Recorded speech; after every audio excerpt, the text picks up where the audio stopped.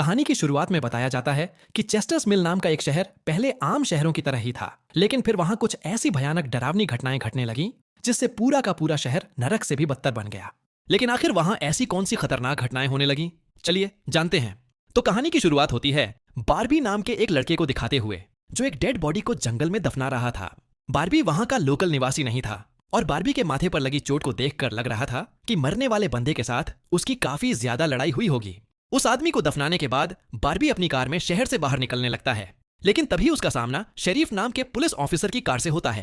उसे देखकर वो थोड़ा डर जाता है, जिससे उसका ध्यान ड्राइविंग से हट जाता है, लेकिन किसी तरह वो पुलिस से बच निकलता है। पर तभी कुछ गायें सड़क के बीचों बीच खड़ी थीं। उनको बचाने के लिए बारबी अपनी कार को एकदम से मोड़ देता है, जिससे वो गायों से भरे खेत में पहुंच जाता है। इससे उसे थोड़ी चोट लग गई थी।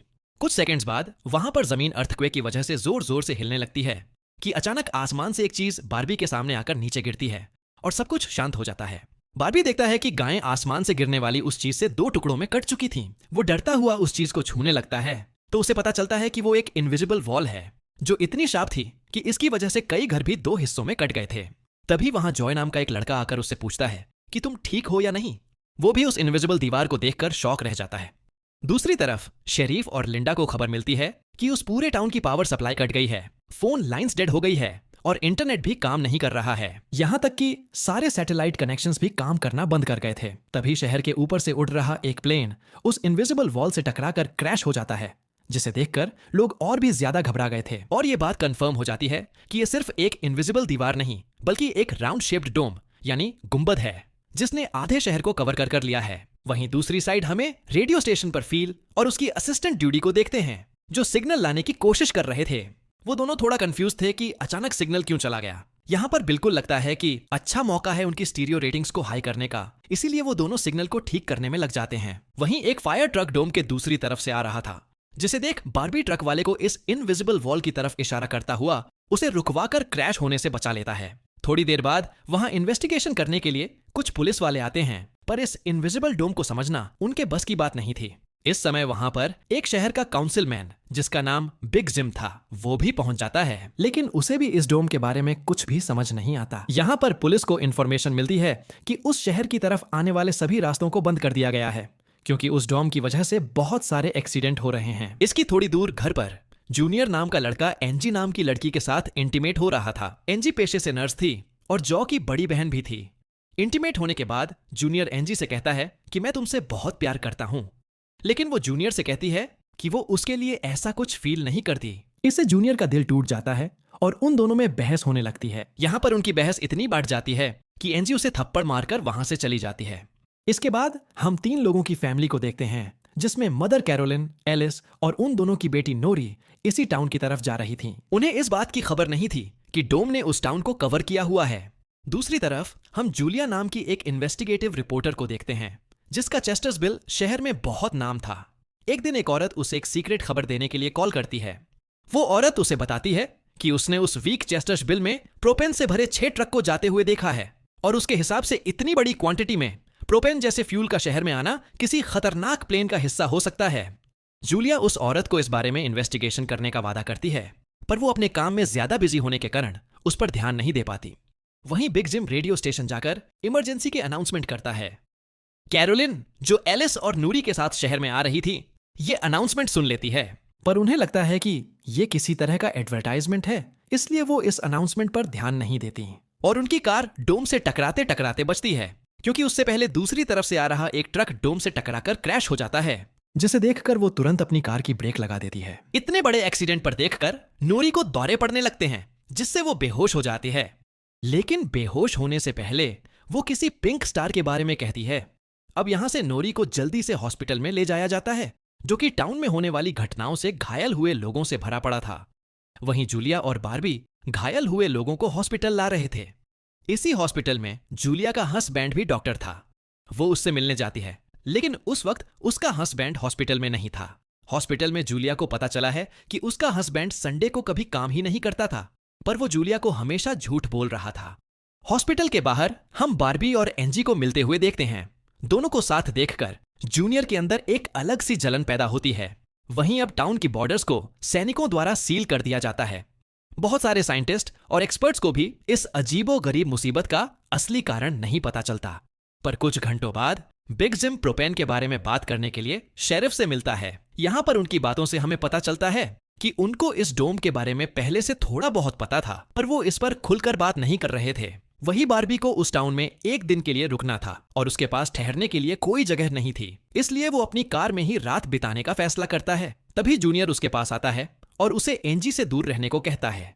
धीरे धीरे उसकी बात धमकी में बदल जाती है। बार्बी हैरान होता है कि आखिर उसकी गलती क्या है। इसी बीच वहां जूलिया आ जाती है, जिससे वो झगड़ना बंद कर देते हैं। यहाँ से सीन शिफ्ट होता है और हम देखते हैं कि टाउन के ऐसे हालात से लापरवाह होकर एक जगह कुछ टीनेजर्स पार्टी कर रहे थे। इनमें जॉय भी था। जॉय एक लड़के से वहां के हालात पर बात करने लगता है, लेकिन अचानक जॉय को दौरा पड़ने लगता है और वो पिंक स्टार के बारे में बोलने लगता है, जैसे कि पहले नोरी ने बोला था।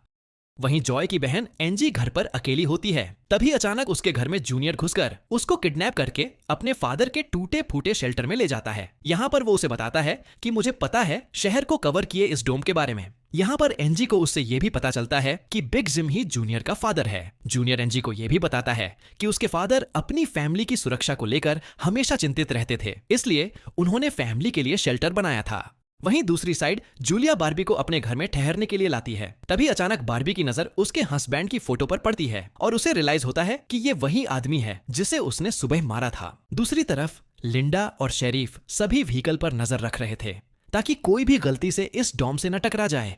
तभी अचानक शेरीफ को अटैक आ जाता है और वो वहीं पर मारा जाता है।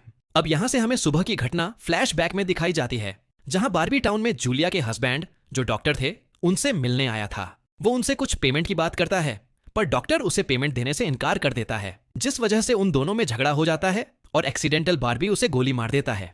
बार्बी जानता था कि भले ही उसने उसे गलती से मारा है, पर उसे इसकी सजा मिलेगी और इससे बचने के लिए उसने उसकी बॉडी को जंगल में दफना दिया। वहीं प्रेजेंट में सुबह उठकर बार्बी देखता है कि उसके गले की चेन गायब है, तो वो जूलिया से इसके बारे में पूछता है। जूलिया उसे कहती है कि वो उसकी चेन को ढूंढकर उसे दे देगी और तभी बार्बी को याद आता है कि वो चेन उस केबिन में ही गिर गया था जहां उसने उसके पति को मारा था।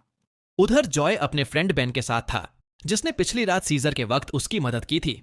बेन जॉय से ये पिंक स्टार के बारे में पूछता है जो उसने रात को दौरा पड़ते वक्त कहा था, लेकिन जॉय को उस बारे में कुछ भी याद नहीं आ रहा था।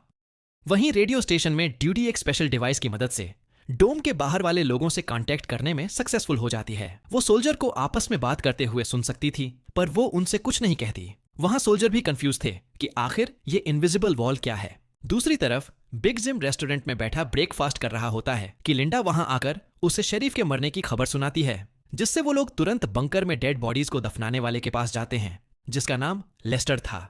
उधर एंजी शेल्टर में किसी को मदद के लिए बुलाने की पूरी कोशिश करती है, पर वो कामयाब नहीं होती। तभी जूनियर वहां आता है और उसे चैन के जरिए बेड से बांध देता है। वहीं बिग जिम लेस्टर को अपने साथ लेकर आता है, जो कि शरीफ का ही दोस्त था। शरीफ की मौत से वो बहुत दुखी और परेशान हो जाता है। जब लिंडा उनके आसपास नहीं होती, तब वो और बिग जिम पिछले महीने होने वाले प्रोपेन की इंपोर्ट के बारे में बात करते हैं कि प्रोपेन के इंपोर्ट में उन तीनों का ही हाथ था और उन्होंने टाउन वालों से ये बात छुपाई थी। शरीफ की मौत से ये कंफर्म हो गया कि वो उनकी इन्वॉल्वमेंट के बारे में किसी को कुछ नहीं बता पाएगा, जो कि उनके लिए अच्छी खबर भी थी। उसी दिन बाद में लिंडा पुलिस स्टेशन आती है तो देखते हैं कि बिग जिम शरीफ के ऑफिस में कुछ ढूंढ रहा है।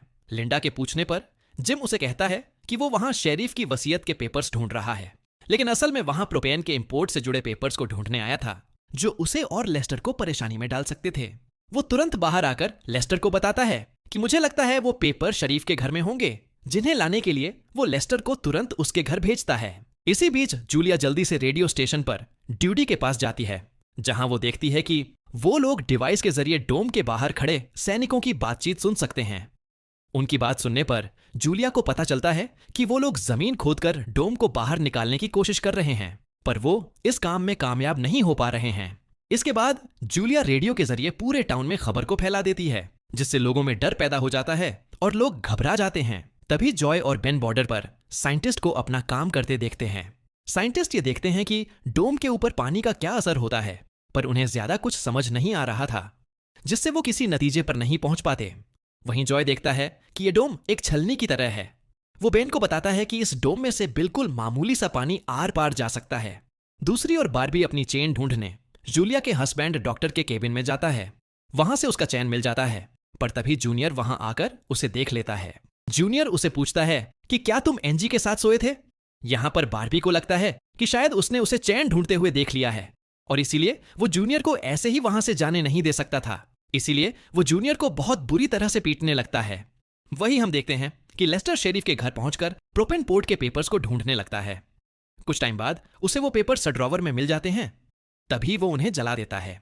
जब वो वहां से जाने लगता है तो उसका पैर लगने से पेपर्स की आग घर के पर्दों पर गज जाती है, जिससे आग की लपटें पूरे घर में फैल जाती हैं और पूरा घर जलने लगता है, जिसे देखकर जल्दी ही बहुत सारे लोग जमा हो जाते हैं और आग बुझाने की कोशिश करते हैं। पर फायर ट्रक के बिना आग बुझाना नामुमकिन था। अगर वो लोग घर को जलने देते तो डोम के अंदर का टेम्परेचर बहुत बढ़ जाता, जिससे लोगों की जान भी जा सकती थी। इसीलिए सब मिलकर आग बुझाने में लग जाते हैं। बारबी लोगों को आग बुझाने में हेल्प करता है। तभी लिंडा को घर के अंदर से लेस्टर की चीखने की आवाजें सुनाई देती है। वो अंदर जाकर उसे घसीटकर बाहर निकालती है और इलाज के लिए डॉक्टर के पास भेज देती है।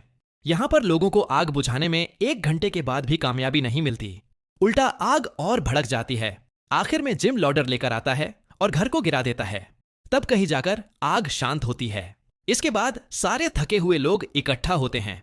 उनमें से पॉल नाम का एक पुलिस वाला फ्रस्ट्रेटेड होकर कहता है कि हम सभी लोग इस डोम से कभी भी बाहर नहीं निकल पाएंगे, क्योंकि ये डोम आग से जो धुआं निकला है उसे बाहर नहीं निकलने दे रहा। वो कहता है कि हम सभी इस डोम के अंदर ही मरने वाले हैं। इतना कहता हुआ वो हवा में गोली चला देता है, जो कि डोम से टकराकर एक दूसरे पुलिस वाले को लग जाती है और वो तुरंत मर जाता है। यहाँ पर पॉल को अरेस्ट कर लिया जाता है। अंधेरा होने पर जॉय और उसके दोस्त स्केटिंग के लिए जाते हैं। तभी वहां पर नूरी जॉय के पास आकर उसे कहती है कि उसे अपना फोन चार्ज करना है। जॉय उसे अपने घर ले जाता है, क्योंकि उसके घर में जनरेटर था, जो कि उस टाउन के गिने चुने घरों में ही था। उधर लिंडा पॉल को जेल लेकर आई है। वहां कुछ लोग पुलिस स्टेशन के बाहर प्रोटेस्ट कर रहे थे। असल में वो लोग पुलिस के घटिया सिस्टम का विरोध कर रहे थे। जिम उन सबको ये कहकर शांत करता है कि जरूरत पड़ने पर उन सबकी मदद करी जाएगी। लॉकअप में बंद होने के बाद पॉल को हार्ट अटैक आ जाता है, जिससे लिंडा उसकी मदद के लिए दौड़कर अंदर जाती है। लेकिन तभी उसे पता चलता है कि पॉल सिर्फ अटैक आने की एक्टिंग कर रहा था। इसी मौके का फायदा उठाकर पॉल उसे धकेलकर उसे लॉकअप में बंद करके वहां से भाग जाता है। इधर बंकर में जूनियर फिर से एनजी के पास जाता है। एनजी समझ चुकी थी कि अगर उसे यहां से निकलना है तो उसे जूनियर को झूठे जाल में फंसाना पड़ेगा। इसीलिए वो उससे अपने बचपन की यादें की बात करती है, जब वो दोनों एक बंद टनल में जाया करते थे, और कहती है कि हो सकता है डोम का टनल पर कोई असर नहीं हुआ हो तो वो लोग बाहर जा सकते हैं। यहाँ पर एनजी सोचती है कि अब वो उसके प्यार के जाल में फंस गया है तो शायद वो उसे छोड़ दे, लेकिन ऐसा कुछ नहीं होता।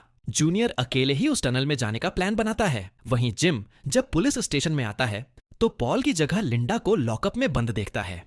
वो तुरंत उसे लॉकअप से बाहर निकालता है। उन्हें पता चलता है कि पॉल अपने साथ एक राइफल और कुछ गोलियां लेकर गया है।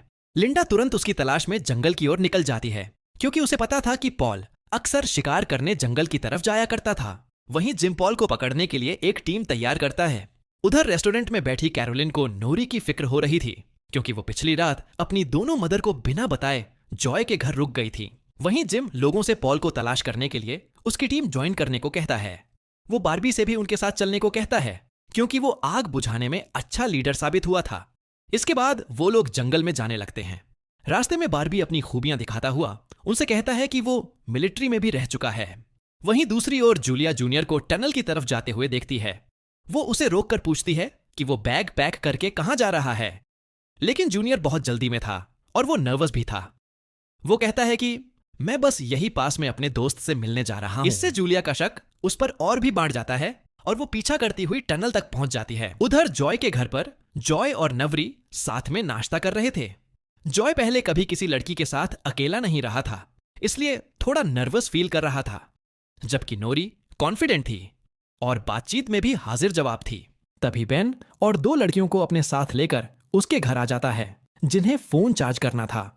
उन्हें इम्प्रेस करने के लिए बेन को जनरेटर यूज करना था, जिसके लिए जॉय बेन को थोड़ी बेदिली से इजाजत दे देता है, क्योंकि उस टाउन में जनरेटर एक बहुत काम की चीज थी और इस तरह उसका मिसयूज करना उसे सही नहीं लग रहा था। उधर जंगल में हम देखते हैं कि सर्च टीम पॉल को ढूंढ लेती है, पर इस टाइम पॉल एक लड़के की टांग में गली मार देता है। दूसरा लड़का भी उसे संभालने के लिए वहीं रुक जाता है, जबकि जिम और बारबी पॉल के पीछे भागते हैं। दूसरी तरफ जूनियर टनल के आखिरी सिरे पर पहुंच जाता है। जहां पहुंचकर उसे पता चला है कि डोम ने टनल को भी कवर किया हुआ है। वो दीवार के बिल्कुल करीब पहुंच जाते हैं, जिससे उसकी टॉर्च जलने लगती है। तभी जूलिया वहां आकर उसे ऑन करती है। जूलिया को देखकर जूनियर को बहुत गुस्सा आता है, क्योंकि वो उसका पीछा कर रही थी। इस बात से जूनियर पागलों की तरह उसे इनविजिबल वॉल को मुक्के मारने लगता है, जिससे जूलिया उसे रोकती है। फिर दोनों बैठकर बात करने लगते हैं। जूलिया उसे बताती है कि अपने पास्ट में की गई एक गलती की वजह से वो जर्नलिस्ट की इस बेकार सी जॉब में फंस गई है। उधर जॉय का घर लोगों से भर जाता है। जॉय अपनी अपनी जरूरत के लिए उसके जनरेटर को यूज करने के लिए आए थे। एक बदमाश लड़का उन लोगों से जनरेटर यूज करने के बदले में पैसे वसूलने की कोशिश करता है, जो कि उसका था ही नहीं। लेकिन उसके खिलाफ बोलने की किसी में हिम्मत नहीं थी। ये देखकर नोरी सब कुछ हैंडल करने के लिए आगे बढ़ती है, पर मामला और भी ज्यादा गर्म हो जाता है। लेकिन इससे पहले कि कुछ गलत होता, तभी लाइट ही चली जाती है। नोरी इस बात से बहुत खुश होती है कि जॉय ने उसे बहस में उसका साथ दिया। वहीं जंगल में बार्बी और जिम पॉल तक पहुंच जाते हैं, पर पॉल ने अपनी राइफल निकाल रखी थी, जिससे वो जिम को शूट करने ही वाला था कि तभी पीछे से लिंडा आकर उसे शूट कर देती है। दूसरी साइड कैरोलाइन जॉय के घर जाकर अपनी बेटी नूरी से मिलती है कि उसे थोड़ा जिम्मेदार बनना चाहिए। उसकी डांट सुनकर जॉय और नूरी एक दूसरे का हाथ थाम लेते हैं, जिससे एक्सचेंज स्पार्क पैदा होता है और इस वक्त दोनों को दौरे पड़ने लगते हैं। वो दोनों एक साथ किसी पिंक स्टार के बारे में बात कर रहे थे। उधर जूनियर शेल्टर में एनजी के पास जाता है, लेकिन इस बार उसके हाथ में फर्स्ट एड किट थी। वो उसके जख्मों पर मरहम पट्टी करती है और चुपके से सीजर अपने पास रख लेती है। वहीं हम देखते हैं कि जूलिया और बार्बी दिन भर की थकान के बाद वापस घर लौटते हैं। लेकिन जूलिया जूनियर की बातें सुनने के बाद से ही बार्बी पर शक करने लगी थी, और जब बार्बी नहाने जाता है तो जूलिया उसका सामान चेक करने लगती है। दोस्तों, हमारे चैनल को सब्सक्राइब करना मत भूलना। और आपको यह अंडर द डोम सीरीज यहां तक कैसी लगी? इस सीरीज के एपिसोड लाए या नहीं? कमेंट बॉक्स में हमें जरूर बताएं।